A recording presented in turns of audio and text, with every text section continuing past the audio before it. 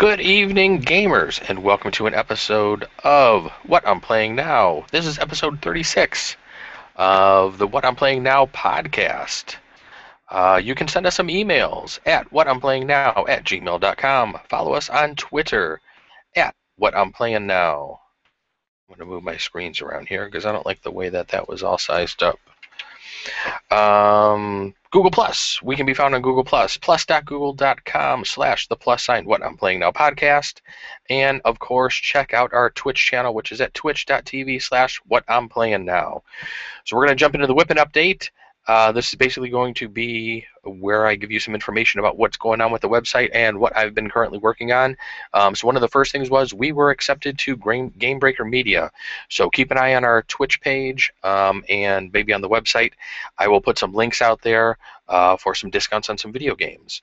If you click on those links, it will then help us out and help support the site, which I would greatly appreciate. Also, I've been thinking about and probably going to put together this week an RSS feed for the video links. So the way I have the videos created on my website, I basically, because I use Squarespace, I basically have that page set up like a blog. So that should be just like the podcast. So I figured, what the heck, why not do an RSS feed for videos? So this way anybody can subscribe to some of the new stuff that we have going up video-wise, and it will be very easy to download all the new videos. I put up a bunch of videos in this past week. I pretty much got caught up over the weekend as far as my backlog of videos that I had slacked on a little bit. I had several Ultimas up there, or Ultimas to load up. I had a Let's Play of Banished, I think, and then I had a couple Hand of Fates. So all of those are up there. Watch those. The Hand of Fate, I think, is coming out to be a pretty good early access game, and I'm really stoked that I kind of picked that up, and I'm really excited. I'm really glad that I'm playing that one, and I can't wait to kind of see where the devs are going to take that one. We can talk more about that later in the What I'm Playing Now part of the show. A couple other things I've been talking about is possibly getting some forums set up. I'm still going to be working on that probably in the future. Work's just been hell lately, so I'm trying to get done what I can get done. So I have a bunch of things on my checklist, and they are slowly getting crossed off. So we will just knock them off one at a time and just keep on going. So let's jump into some news stories. I had quite a few news stories to talk about this week, and I played a shitload of games. So we're going to start off with the news stories. One of the news stories that I was that I'll link to and I wanted to talk about this week is the new Assassin's Creed game was announced, Assassin's Creed Rogue. It's apparently coming out on November 11th, and it's going to be for the Xbox 360 and PlayStation 3 consoles. So let me say that again. It is for the Xbox 360 and PlayStation 3 consoles. Not the current gen. This is basically going to be what Ubisoft said they were going to do by giving their fan base a game that is for the last gen consoles. So that's what this one's going to be. If you watch the trailer that's going to be linked to in the Polygon article, they actually show you some. They really don't show you any playthrough. They basically show you kind of like a cutscene of the game, and it sounds like you're playing as an Irish gentleman in this game. So looks to be pretty good. We'll have to wait and see. Sounds like it's going to be taking place in between the events of Assassin's Creed 3 and Assassin's Creed 4 Black Flag. It's supposed to tie into the Assassin's Creed Unity story, for what it sounds like. So if you're a huge Assassin's Creed fan and you're looking forward to Unity, you may want to try to pick up Rogue if you still have one of your last-gen consoles kind of sitting around and you can play it. So that will be one to keep an eye on. One of the next things I wanted to throw in here is a game that when I saw this, I knew I would be purchasing this immediately for my wife since she is a huge Walking Dead fan. And that is a game, this is more of a board game now. This is a game by Cryptozoic Entertainment, and it's Walking Dead Don't Look Back. It actually comes out this week, and it appears to be a dice game where you can play as 1 to 4 characters from the show. You can play as Rick, Daryl, Michonne, or Carl. And it sounds like it's going to be a dice game where you're going to be pressing your luck. So I'm guessing it's going to have some sort of Yahtzee mechanic to it where you're going to be rolling the dice and trying to see Since I don't have the rules or instructions in this yet, I'm guessing that you're going to have to see if you can actually escape from zombies and stuff. There's going to be different locations. If you want to play a quicker game, it says you would just mainly play with one location. For a longer game, you can play with 2, 3, or 4 locations. So games can be as short as 15 minutes or longer, depending on how many locations you're playing with. I think it's only going to be sold for around $20, so it doesn't sound like it's going to be that expensive of a game. I will probably be trying to pick this up this week when I go to game board night. Or board game night. I'm actually going to be maybe calling the owner and actually see if he has any of these in stock and tell him to ask him to set one aside for me, because I know my wife is going to want to get her hands on this one. Because when I first told her that, she was just like, "Okay, get it." So I didn't even have to ask about if I needed the okay to get this one or not. But we're going to jump in our next story here. This is a Polygon article. A lot of remakes coming around lately, and one of them is going to be Resident Evil 1. So basically the game from 1996 that was released on the original PlayStation. And I remember when me and a bunch of friends had PlayStations back when we were all working at the comic book store at this time. And when Resident Evil first came out, everybody bought it because back then, this game basically just defined almost the whole PlayStation generation for us. It was one of the first games where the graphics just looked incredible. The gameplay for back then was really good. The voice acting was quite a bit campy, as everybody does know. I don't think anybody can really say that the acting in that first game on the PlayStation was really any good. But just the whole gameplay and just everything about it, had graphics that you really hadn't seen before on a console, on your home console before. So the funny thing is, this sounds like it's going to be a remake of a remake. So what it almost sounds like they're doing is they're taking the GameCube game from 2002, which was a remaster of that original game, and they're actually re-envisioning and remaking that. Basically for PS3, PS4, 360, Xbox One, and PC as well. So it's pretty much coming out on everything. From some of the screenshots that they had on Polygon article, the game does look gorgeous. I doubt if they'll actually be doing any of the voice recordings, any new voice recordings. I'm guessing they'll probably be using the same old stuff, but we'll have to wait and see how this one actually looks and turns out. It'll be hard going back to that first original game because I know sometimes that are just where games are really nostalgic, going back to them, that 15, 20 years later, sometimes they just don't hold up. Some do, but not everything does. But going back to this one, we'll have to actually see, because not only was the game just classic back then, the controls and everything.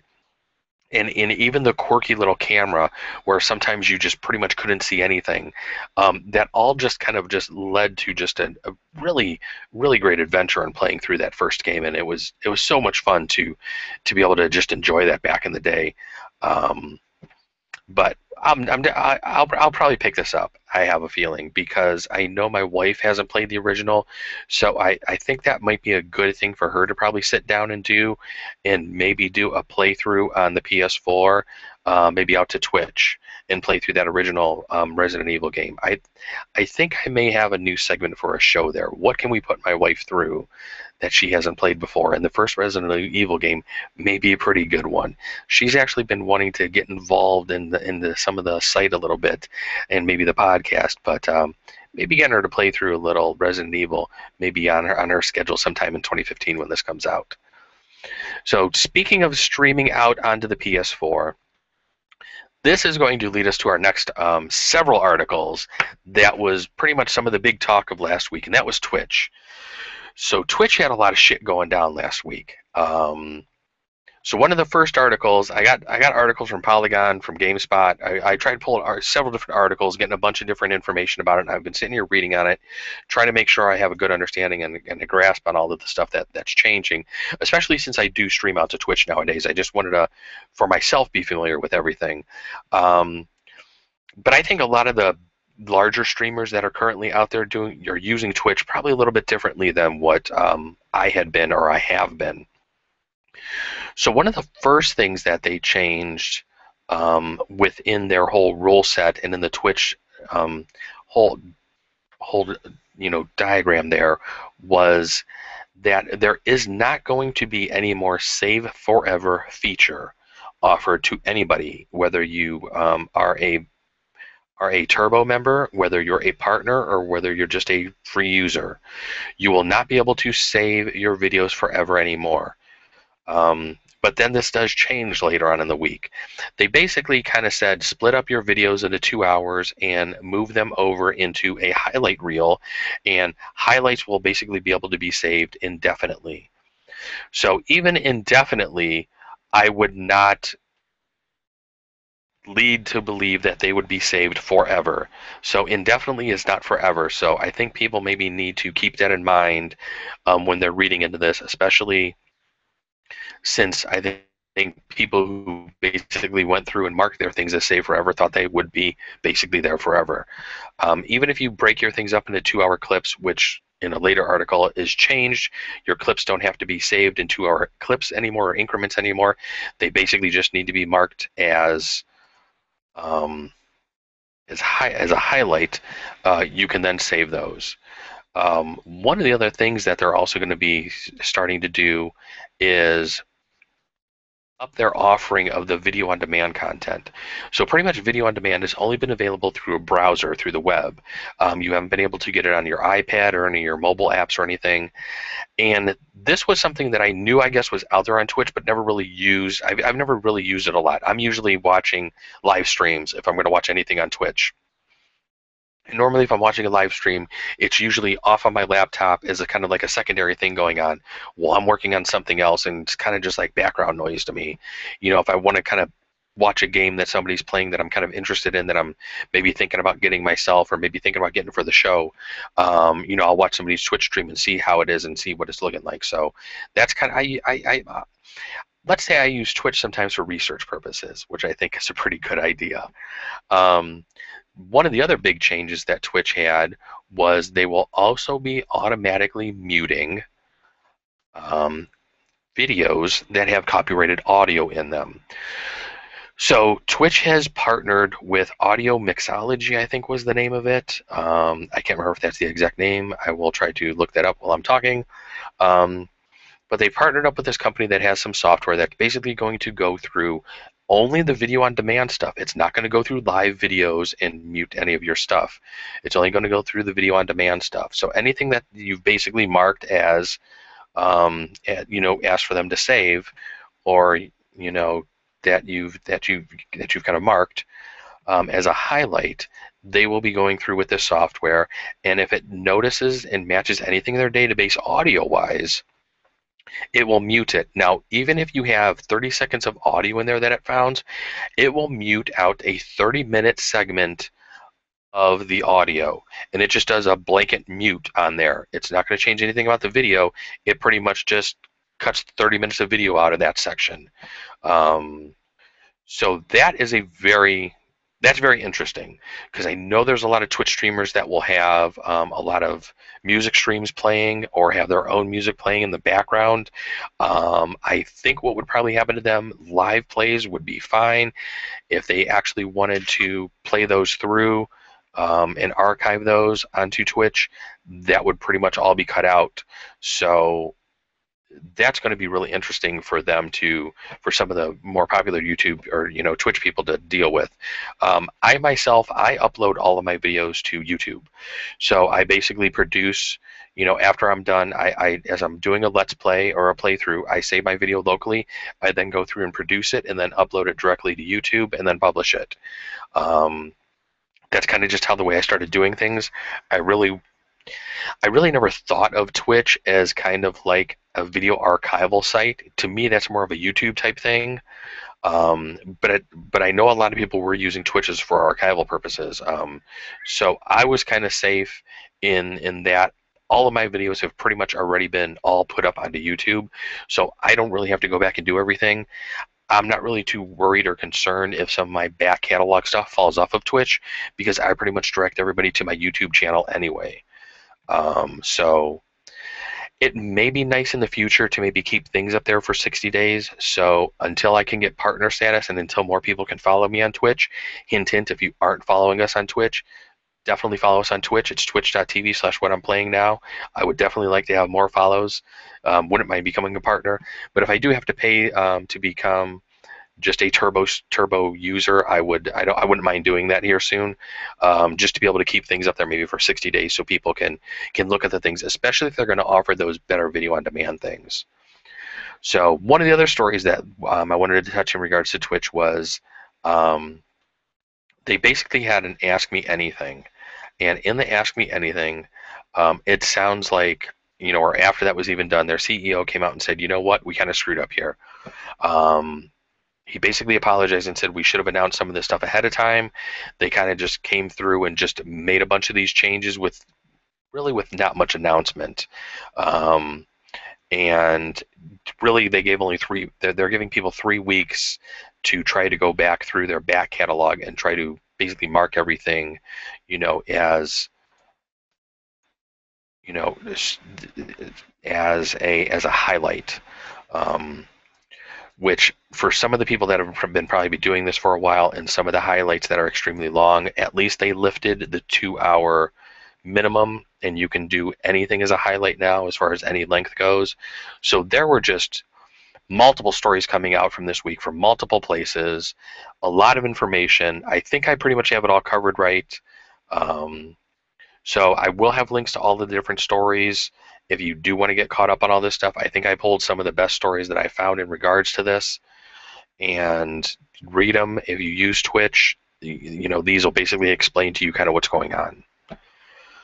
All right, so let's get on to some more fun. Let's get on to some more games. So one of the big games that I've talked about, and this is just more of a casual style game, but it's big here in our house, mainly because my wife likes to occasionally beat me in Risk.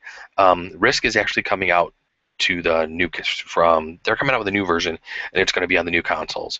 So it sounds like Hasbro is going to offer this game channel where you're going to be able to download some new games, and the new games are going to be Monopoly, Trivial Pursuit, and a new version of Risk. I was watching the video that I'll have linked to from the Polygon article in the show notes, and I will say some of the graphics and the way Risk looks, I can't wait for this to actually come out. I'm actually kind of excited to play that. It just looks like they've done a really good revamp of the graphics. I think it'll be pretty cool. Monopoly even looks awesome. You can design your own Monopoly board actually in this one, which I know we will do here instantly. That would be one of the first things that we probably do in this house, is probably design our own Monopoly board, because that's a game that my wife does like to play as well. So I just wanted to throw that one in there. Another article that I found on GameSpot this week, Sierra, the publisher of the Sierra that's pretty much been defunct, is making a comeback. So there is a new Sierra site at Sierra.com. They're actually still owned by Activision, it looks like. So if you look at the Sierra webpage, it basically shows you, 2014 Activision Publishing. And they had closed down in 2008, but they have a new website up there right now. There's really nothing on there other than basically you can share links out to some social media, or there's a links to Gamescom 2014. So I think there's a lot of people that are kind of excited to see what Sierra may be doing. Are they going to be bringing back some old titles, or if they're going to be producing something new? Some of the stuff that they were best known for publishing is Half-Life, Fear, and Counter-Strike. So who the hell knows what Sierra could have up their sleeves with this?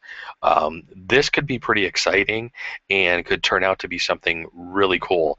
So we'll definitely be keeping our eyes on this story. I will have a link to their website as well out there. It basically just goes to a YouTube video that's playing right now. And we will just pause that because I did not have all my sounds coming through my headphones. That was actually going through my speakers. Our next story from Polygon. We talked about Crytek last week. They had sold off Homeland, I think was the name of the game, or Homefront. Homeland is a TV show. They sold off Homefront to Koch Media, Homefront: The Revolution. They had the CEO basically said he had to withhold pay in order to save the company. And he says it was a really tough decision to make. He said some people were fine with it, some people weren't, some people got impatient. And yeah, some people are going to get impatient because you're kind of messing with their livelihood. And depending on, they never go into how much time they were given, um, and to basically let them know that there were going to be some rough times ahead, and they were trying not to downsize, it says. But they really don't say what they actually all stated to their employees. They don't have to. That's all internal documentation. But some of the stuff that the CEO kind of says on this Polygon interview, um, I don't know if I'd want to work for this guy, because I don't know um, if he would have my best interest in mind. I mean, it sounds like some of the people that did stay on, he said they were given a bonus for their inconvenience, as an inconvenience bonus. So I maybe it's good that he did save the company. Maybe some people did react a little too harshly if they left too quick. Maybe some people felt they weren't getting enough information about what was going on with the company, and if they actually ever were going to get paid. So everybody reacts differently when it comes to their job, and everybody handles things differently. Um, some people maybe were living paycheck to paycheck and just maybe couldn't go without one, and so they decided maybe it's best if I go someplace else. Maybe some people had enough of a savings where they could live off of for maybe a couple of missed pays, and then it get made up at a later time. There's a lot of things that could go on with this story, but I guess it's good that out of the, I think, 900 people at one time that it says that were working here, I think there's still over 700 people working there. I believe, like we had mentioned last week, the U.S. part of Crytek had closed down, which was Crytek Austin. They were basically, there were cuts and there was downsizing. And as he said, he was trying to get away with not doing any downsizing, but sometimes things like that happen. It's good that he was able to save the company. They are, in this article, they do mention kind of like what I talked about last week, where they are going more of a free-to-play route for a lot of their games. So we'll have to wait and see what actually happens with them in the future, and what they can come up with. We got a couple more news stories before we get talking about what I'm playing now, and one of the things that I will talk about later on as well in a future part of the show, but there is a news story. There's a new Kickstarter out there, and the Kickstarter, well, there's many new Kickstarters out there, but one of the new Kickstarters out there is for one called Night Trap. And for those of you who are unaware of the old Night Trap game that was out on your CD-based systems back in the day, we played it on Sega CD, me and my friends. It was one of the first full motion video games that had come out. It was very controversial at the time, mainly because of some of the scenes that were in the game. I believe this was before the ESRB ratings were around, possibly even. And Dana Plato was in this game. She was an actress back in the 80s who was on a show called Different Strokes. She's no longer with us, just like Robin Williams, which is RIP to Robin Williams tonight. I had heard earlier that he had passed away as well. So, but Dana Plato was in this game, and it was just a quirky little game that they're basically trying to remake. And the cool thing about the game is that when they actually filmed the original content for this, they actually used 35mm film, from what it sounds like on the Kickstarter. And they're actually going back to that original video, and they want to basically redo it with good video, since we can do that nowadays, and the video doesn't have to kind of look like pixelated crap like it did back on the Sega CD. And it'll be interesting to see what they then do with the interface for the game. They're looking for 330,000. It looks like it's got a little bit of a slow start today. I think earlier when I looked, they were only around 8,000. I kind of would like to see this remade, honestly, because growing up back in the 80s, and that being the time when all the video games and everything became popular, and having played through this original version, I would like to see it get remade, just so people can kind of experience it and see what some of us had to kind of suffer with back in the 80s. But it's a nostalgic type thing. If this one actually succeeds, the guys who are doing this, would actually like to go back and pull some more of the digital picture library, which is what some of this stuff was filmed under, and that would be games like Corpse Killer, Sewer Shark, Supreme Warrior, and see if they can bring some of those things back to the market. So if this one's successful, I would expect to see a few other ones. If this one's not successful, well, we will have to wait and see what actually happens. Couple more stories here. Got a couple board games coming out. XCOM the board game is coming out that I found in Board Game Geek on their news section. And the board game actually sounds pretty cool. The board looks pretty neat. One of the interesting things you will find with this game is that it actually uses a companion app, or you can pull it up through a web page, it sounds like. And this sounds like a very interesting feature to a game, and something that I want to try. I can't wait for this one to come out and give this a shot, especially with the app. Read through the link that I'm going to put on the show notes for this one, and how they're incorporating the app and what they're using it for. I think it's got this could be something new with board games, are using companion apps, but it basically sounds like the app's going to teach you how to play. It's going to control information from some of the satellites that's going to provide you. It's going to track your progress. It's also going to, you're going to have to enter information back into the app, which will then allow the aliens to, I think, possibly change and maybe have a little bit of AI to them as far as how they're going to react to what you're doing in the game itself. So I think the replayability value of this just increases exponentially, because you're going to play different every time, so the app's going to play different every time, and it's just, I mean, board games, and a lot of games in essence will give you a lot of replay value, by playing differently, but this just adds in a whole new aspect of that. So I think that should be pretty cool.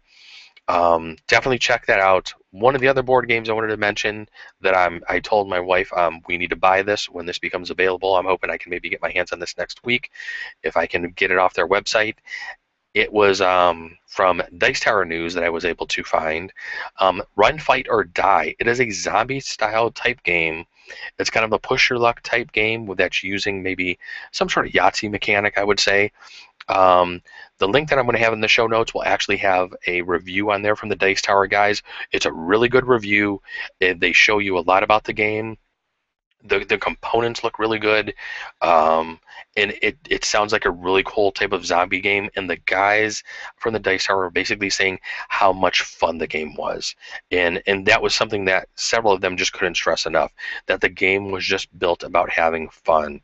And this sounds like something that I definitely want to play at home some, as well as take to my board game night and check out with a bunch of other guys down at the comic book store. So that's the news for the week. Let's jump into what I'm playing now and what I played this past week. So what did I play this past week? Trion, the makers of Rift, and I had talked about this before, they have a game coming out that's in alpha right now called Trove. And they offered to get into the Trove alpha immediately for $5 this past week. I said, what the hell, why not? $5 is cheaper than what I paid for Cube World. Let's jump into this damn thing and see what the heck happens. And it was pretty fun. I played it quite a bit this weekend. I think I got my guy up to level 11 once they released the new Dracomancer. I can't remember what the actual name of the new character I was playing, but it was the new type of character that you could play, and it's basically kind of like almost like a fire mage, I guess you would say, because I'm using more magic, and he has a staff, and he shoots fire, as well as can turn into a dragon, and that turning into the dragon is the coolest damn thing I've seen in that game yet. I don't know how much replayability and how extensive the game is right now. I mean, it is an alpha, so it's definitely not finished. I was able to pretty much hit level 11 just through the course of playing it Friday, very little, Saturday and Sunday. So leveling in that game is pretty fast. I don't think it has the same exponential leveling that Cube World had, where once you kind of get through the first couple levels, which are real slow, you then just start skyrocketing in levels. This seems to basically just have a nice, normal, incremental grind climb. I don't want to call it grind. But they have different areas that you can go into. One of the interesting features in the game is you can kind of build a house and do a lot of building. So not only is it Cube World-like in that you can just go around and fight mobs and kill things, there is a whole Minecraft thing to this game as well, where you can actually destroy cubes in the world, collect them up, and then basically grab like a plot of land and build whatever you want on there, a huge house or whatever you want. And as you're adventuring around, you'll find open plots of land that you can basically plop your house down at any time, and you can have all of your construction crafting components in there, your workbench, different items in there. It gives you something to where you carry around a bottle that has like 15 healing potions in it at your house will be something to where you can refill that back up to its 15 status points, so to where if you just got out of a dungeon and you pretty much used all of your healing potions, you can plop your house down somewhere, hit E to basically refill your potions, and you'll be right back up to 15 potions. And being able to do that anywhere in the world is a pretty neat concept that I really wasn't too sure how that was working at first. But then after I started plopping my house down and started expanding it and building it a little bit, and um, understanding what to do after I got out of a dungeon and everything, I was like, okay, I see how handy this is, and this is actually pretty cool.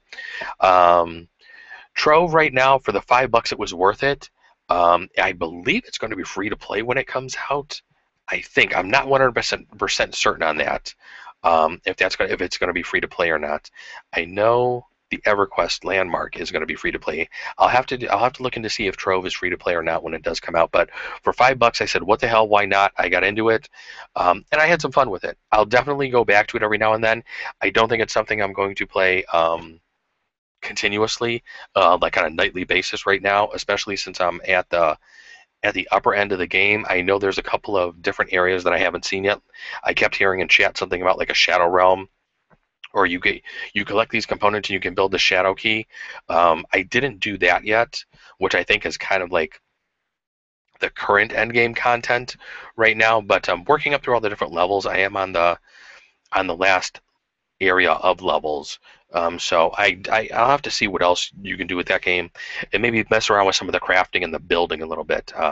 It looked like there's just tons of different colors of cubes, and some of the things that I had seen people build and some of the houses they had in there were quite amazing. But these types of games do tend to pull in some of the more craftier people, of which I am not. My castle would look like just a square castle that maybe just looks like just a normal everyday castle.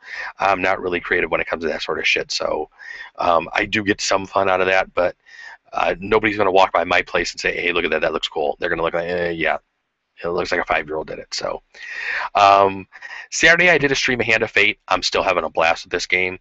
If you're looking for an early access game, watch a couple of the streams that I've done so far that are up on my YouTube channel. I'm going to be putting links to that stuff onto the site here shortly. But I will say Hand of Fate is pretty good. I did use a controller this week, unlike last week where I was using the keyboard. And I will say it felt like it did make a hell of a lot of difference. Even at the beginning, at the beginning of the game, I think they recommend utilizing a controller. I would definitely say utilize a controller. I think it makes the combat much easier in the game when you're trying to kind of do a flow of combat in between your opponents and the monsters that are on the screen, as opposed to trying to just use the WASD keys for that. We also did an Ultima 1 stream this week, where I think we're so close to finishing that damn game. I'm still having fun with that one. I'm hoping maybe this week and possibly next week we'll tie that one up, and then we can move on to something else for our Way Back Wednesday. And then yesterday, I don't know why, I don't know what happened, but something kind of just pulled me into Civilization 5, and I fell down this hole of playing Civilization 5 literally all day yesterday for over 8 hours. This was my first time playing Civilization 5, and I'll give a shout out to Tony out there who sits behind me at work, who was completely stoked that I actually played Civ 5, because he's been wanting to play some Civ 5 multiplayer for quite a while, and I said, I got to play the game before I even attempt to do any multiplayer. I haven't played Civ probably since Civ 3. I don't know if I played any Civ 4 or not. I will say I was a little disappointed with Civ 5 as far as the tutorial went. I really don't feel like the tutorial taught me too much of anything. I have a good idea of what to do in Civilization and how those games work. There's so much new in this game, and so much has changed over the years. I just would have preferred, even playing through the tutorial, that it would have tutored me on some stuff, and I just didn't feel like it did any of that. Plus, for the game being several years old, I experienced quite a few significant crashes. The first one happened several hours after playing, I think, the game for a couple hours.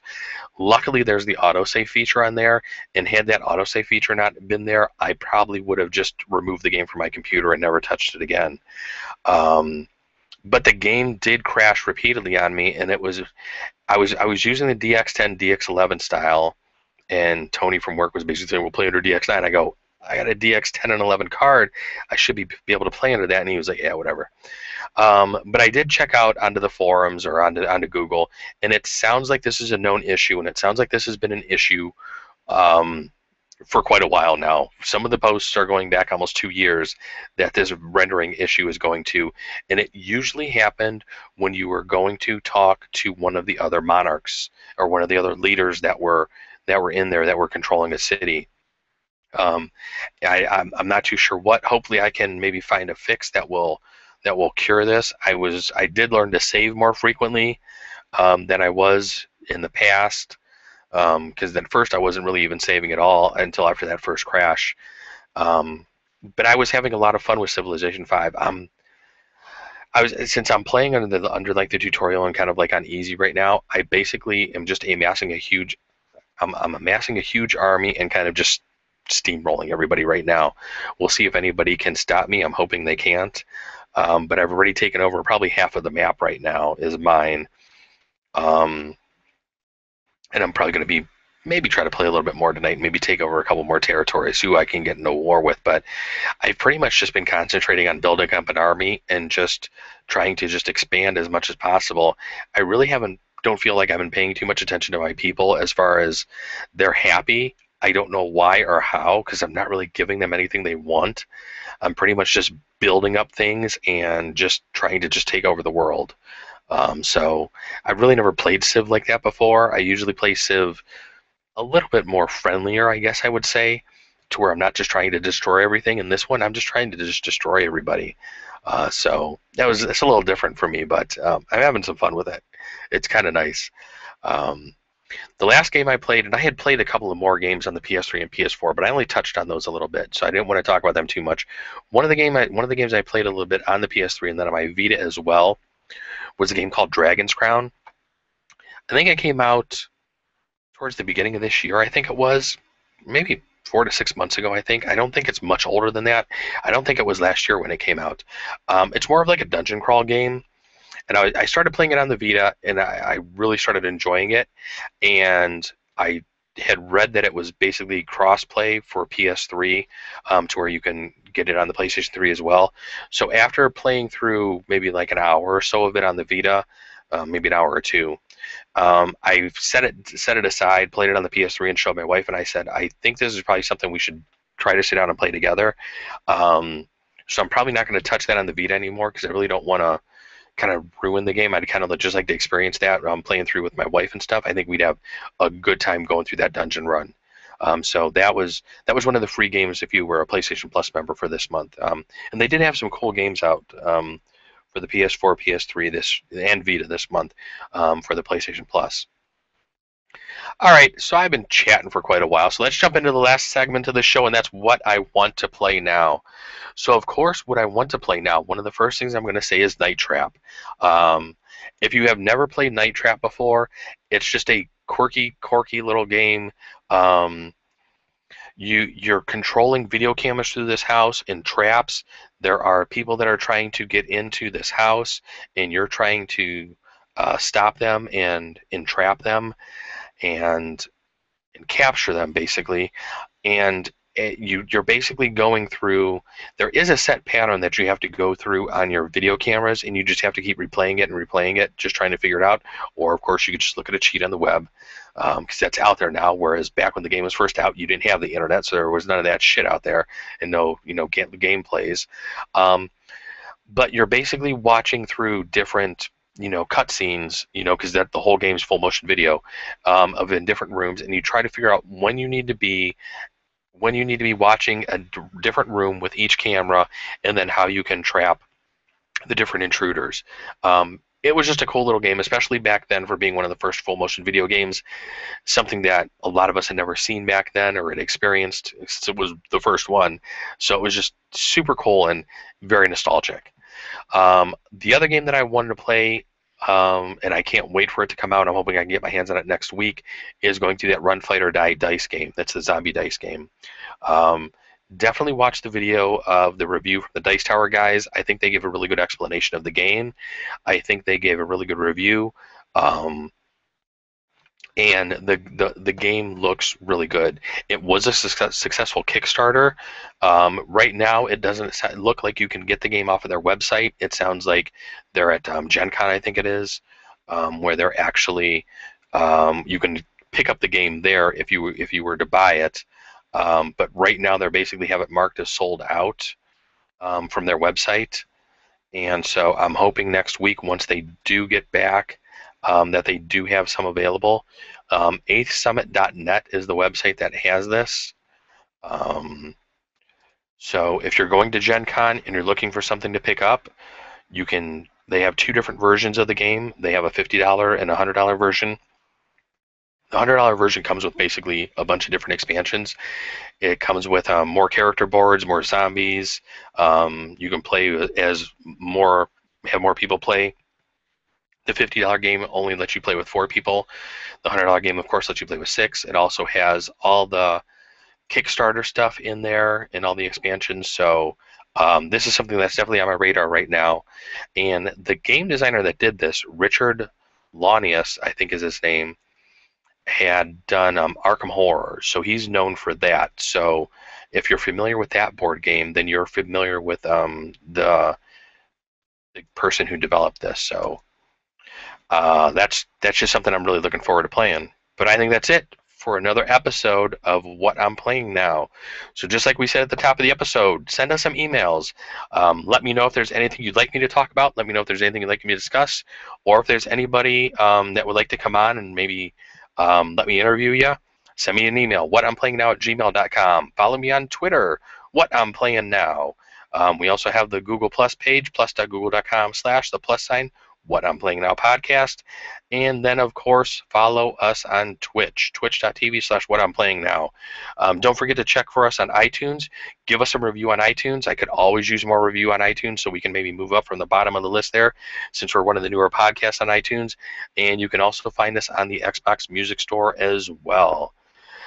I think that's it for this episode of What I'm Playing Now, everybody. Go out there, play some games, and then let me know what you're playing now. Have a good week. Thanks for watching.